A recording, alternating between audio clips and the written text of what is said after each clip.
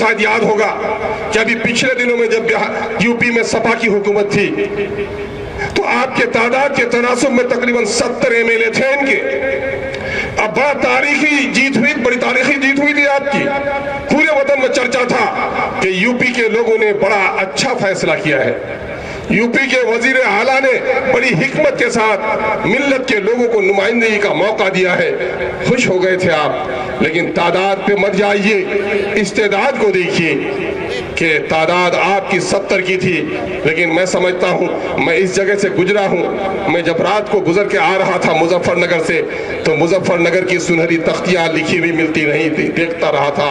और मैं तसव्वुरात की बस्ती में पहुंचकर अपने माओ बहनों की लूटी हुई इज्जत और इस्मत को देख रहा था। और जिस वक्त 70 की तादाद थी लखनऊ के असेंबली में, उस वक्त मुजफ्फरपुर में हमारी माओ की इस्मत टूट रही थी, बेटियों की इस्मत टूट रही थी, जवानों के सीनों पे गोलियां चलाई जा रही थी, हमारे इमलाक लूटे जा रहे थे, लेकिन इन लोगों को जबान खोलने की इजाजत नहीं मिलती थी। तो मेरे भाइयों, याद करो, क्या गुलामों को जिताओगे या अपने जिम्मेदारों को जिताओगे जो आपकी वकालत कर सके।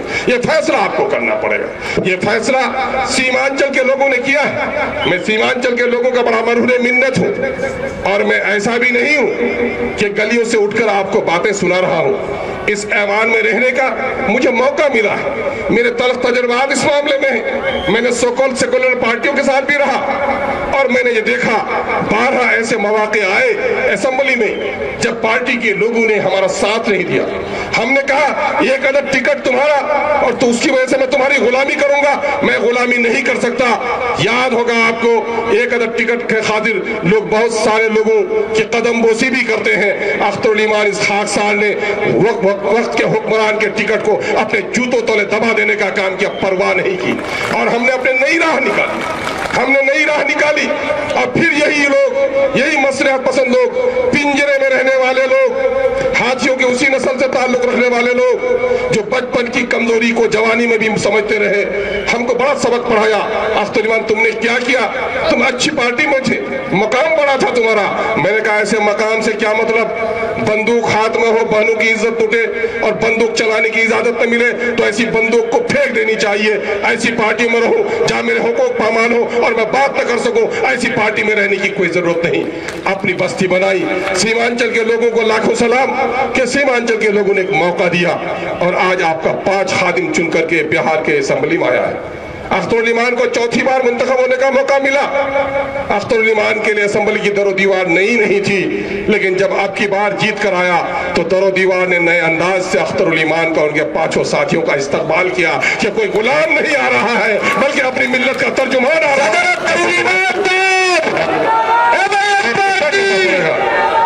आपको तय करना पड़ेगा।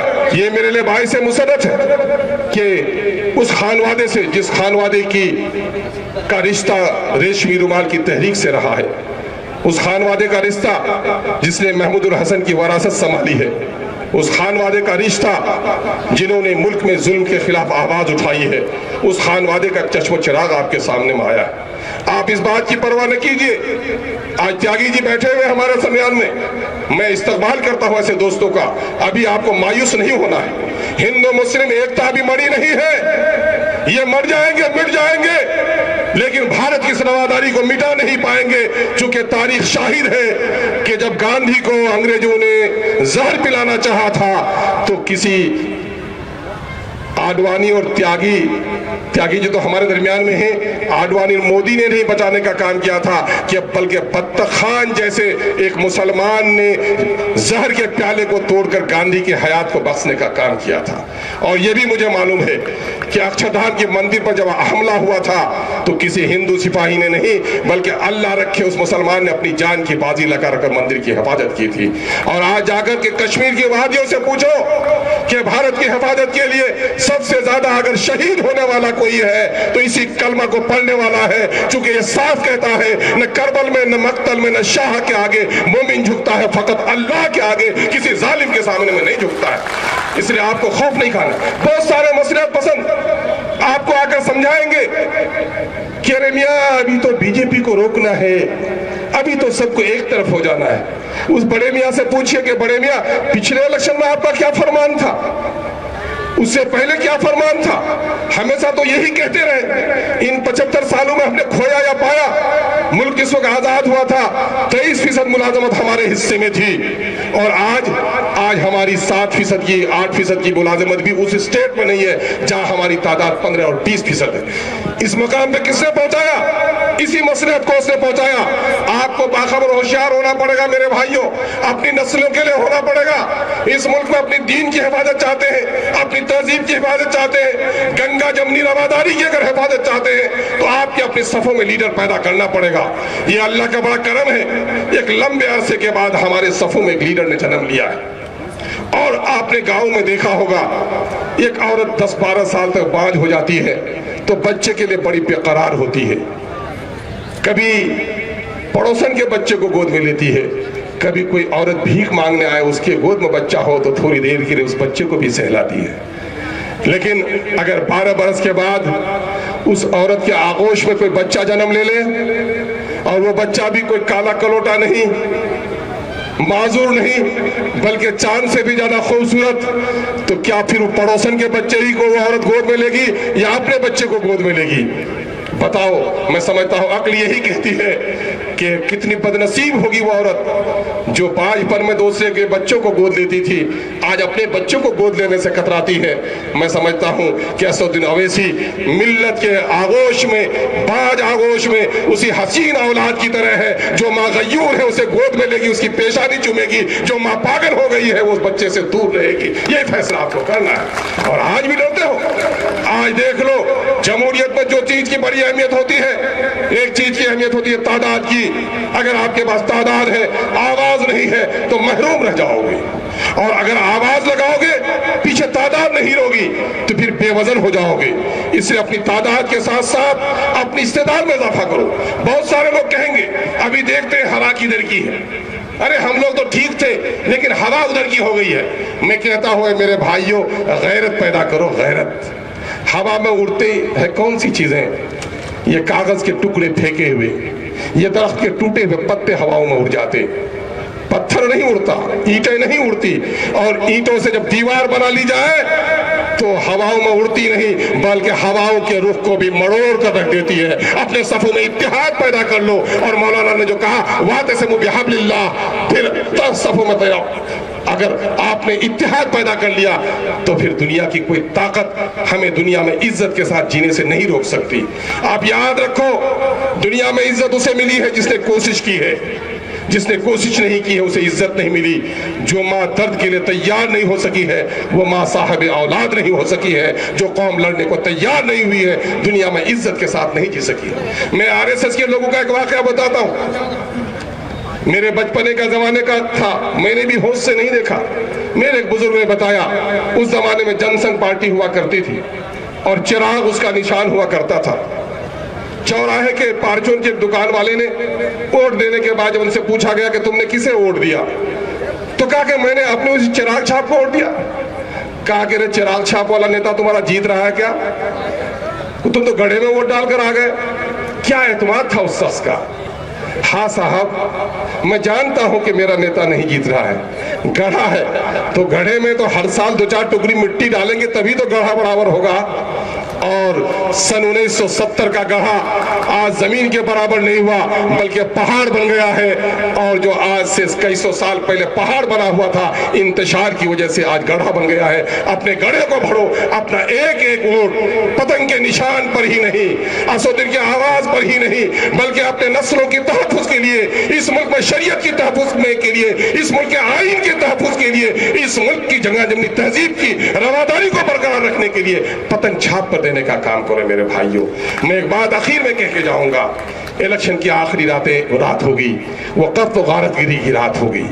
बहुत सारे लोग अभी भी हमारे हैं जो दिल उनका न तन्हाई में मुलाकात करो तो यही कहता है कि साहब मैं तो MIM के साथ हूँ, अब्बू की वजह से जरा सा इधर रुका हुआ। मैं कह रहा हूं कि जवान बेटा अब्बू को नहीं संभाल सकता, अपने अब्बू को खातिर करो। हाँ, कुछ लोगों के अब्बू ऐसे हैं कि अब्बू भी दिल से चाहते हैं कि पतंग को उड़ दें, लेकिन अब्बू के जेब में चूंकि कुछ गांधी घुस आए हैं, इसलिए अब्बू की नीयत बदल गई है। इसलिए मैं कहता हूं कि उनसे कहो अब्बा जान से कि अब्बा जान, जमीर फरोशी जुर्म है, दुख्तर फरोशी से भी ज्यादा।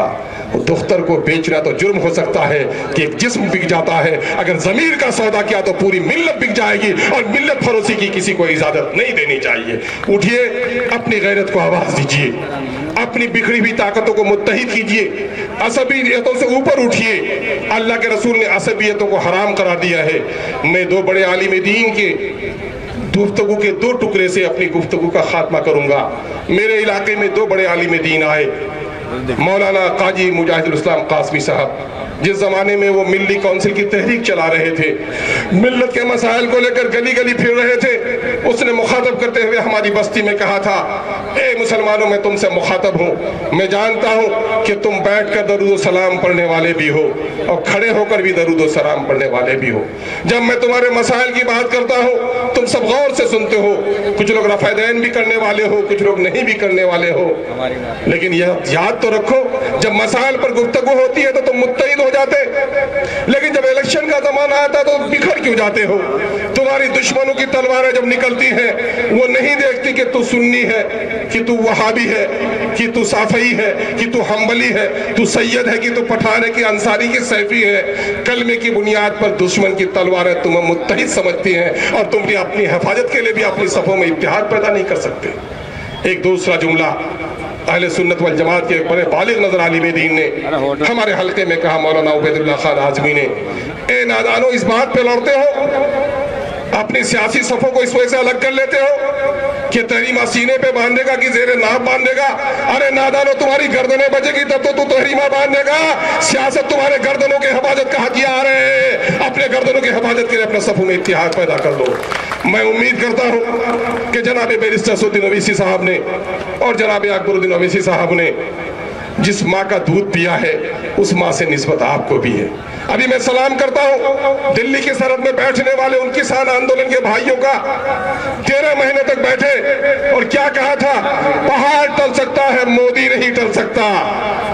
और सिर्फ पहाड़ तो अपनी जगह पे कायम रहा, मोदी टला ही नहीं, बल्कि मोदी को उल्टी चाटने पर मजबूर होना पड़ा। कानून में संशोधन नहीं, बल्कि कानून वापस करना पड़ा।